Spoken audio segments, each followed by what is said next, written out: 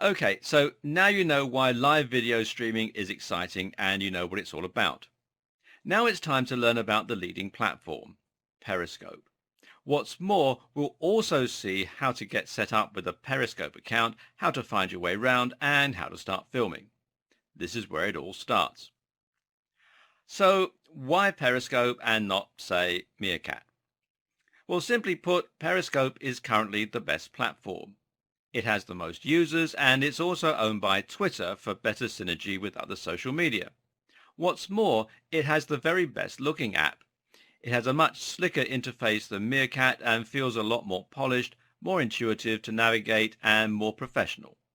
By comparison, Meerkat is really a little rough around the edges. What's more is that Periscope has a lot of impressive features not offered by Meerkat. The first among these is the interactive map. Now, we've already discussed how useful this is and how useful it's likely to be going forward. Periscope will store the videos you've filmed for 24 hours. And this makes Periscope better as well for a global approach to marketing. Remember, if you want people from around the world to watch your videos, you're going to need to make them available in different time zones. Using Periscope allows you to do this because anyone who's asleep while you're filming can simply find the video and play it back at their leisure at another time. Periscope has the best traction, the best tools, and the best design. For the moment, it's the #1 platform, and with Twitter behind it, it's likely to continue that way for a long time to come. While Periscope is the app that everyone is talking about right now, it was actually Meerkat that was the first of its kind to truly kick things off. Meerkat was drawing a lot of attention when it was first announced in March 2015 and managed to generate a lot of buzz. There was a flurry of media coverage at this point, and early on it started to work very closely alongside Twitter, which gave it a big boost. Early on, Meerkat was known as Yevo and then Air. However, Twitter quickly realized that this live streaming malarkey might well be big news, and so it launched its own competing service, Periscope. Actually, the company bought Periscope, which was much lesser known at the time, for $100 million. With Twitter behind it, Periscope quickly rose to dominance thanks to the features we've already covered and a better budget. Okay, so now you know the basics, it's time to dive in and give Periscope a go.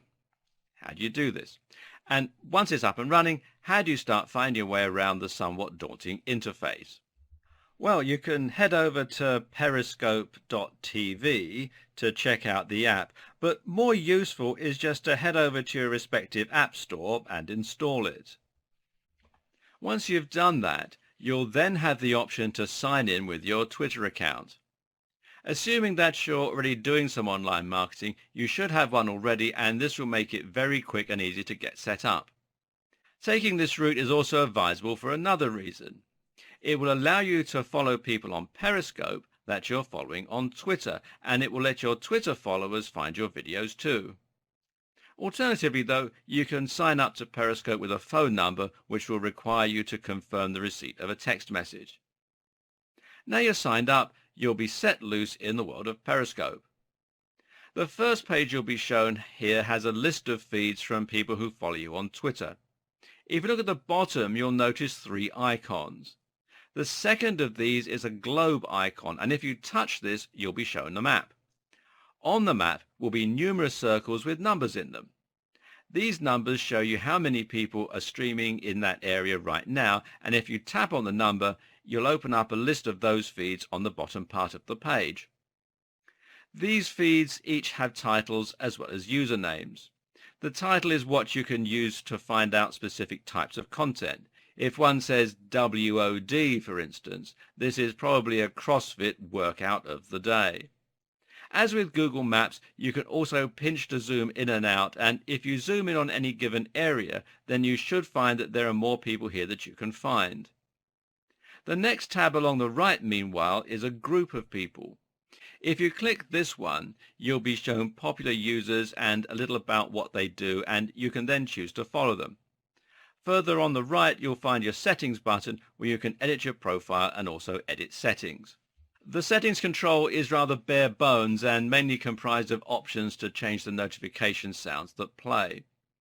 Something you can do though is to decide whether or not you'd like to autosave your broadcast to your gallery. This is an interesting option for marketers as it means that you can theoretically save the videos you're making as you're making them and then upload them to YouTube later or just watch them back for your own private viewing. Note that this autosave function is off by default. Therefore, if you would like to save your videos, you want to head in here and change that. Once you've found a video that you want to watch, just touch the title or the thumbnail, which will be a still from the video, and it will open up. After connecting for a moment, you'll be able to hit a play button in the bottom right-hand corner, which will begin the stream.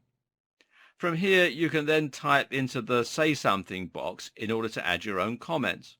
Alternatively, you can also share the video if you want other people to see it or like it, which will show a little heart on the video that will serve as a nice compliment for the person recording. When you start streaming, your name will show for the broadcaster, and they'll also be able to see the comments that you post, as will others. They can then respond to you directly by talking, and this then creates a two-way communication between the broadcaster and the viewer. It's recommended that you spend some time at this point watching videos that other people have uploaded.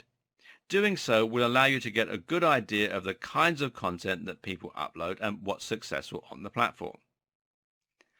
Okay, that's enough build-up. It's time to stream your first video. Now, don't be anxious. While it can seem scary, there really is nothing to worry about. To begin with, the video that you're going to make should be something really simple and straightforward, and it doesn't necessarily have to be entertaining. For instance, it's perfectly acceptable just to record a video of you pointing the camera around your room. The video will be lost in 24 hours and very likely few people will see it. So just take a few deep breaths and get ready to start filming. Now what you're going to do is find the icon that looks like a camera. This button is down at the bottom right and is a red circle. Hit this and you'll be able to enter the title for your video and to decide whether it should be public or private as well, and whether or not you want to share your location and whether you want to tweet what you've just been streaming, and this is great if you already have an audience. Choose a title that's going to sound interesting to your niche and then just hit play. From there, you'll see the feed yourself as you point the camera around, and you can decide whether you want to stop the video or flip to show the front-facing camera. There are actually no controls right on the Periscope screen itself. Thus, in order to control it, you slide down and then hit stop to stop it. And you double tap the screen anywhere to flip to the front-facing camera. At this point, you'll probably want to stop filming quickly in order to avoid making a long video of you swinging the camera around and looking nervous. But well done. You just took your first bold step into the world of video streaming.